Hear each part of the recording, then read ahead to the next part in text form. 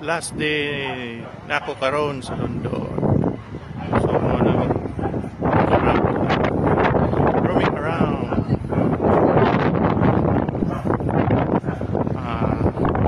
This is the Tower of London.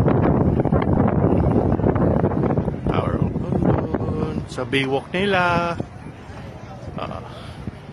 London Bridge.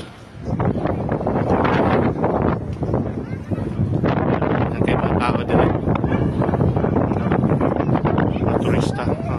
Today Saturday man dahil, so more like family day.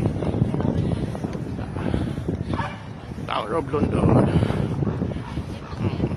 Walang Baywalk din na dire.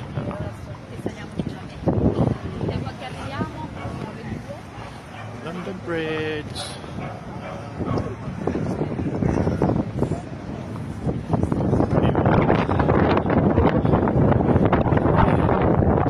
Exit na niya. Kaya ka na ka sa sulod. Grabe, napaka-historic na din. Kaning sa lahat yung exit na niya. Putulan ng ulo.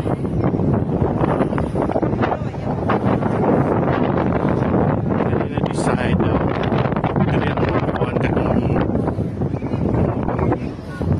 kuhaan gali mga treason.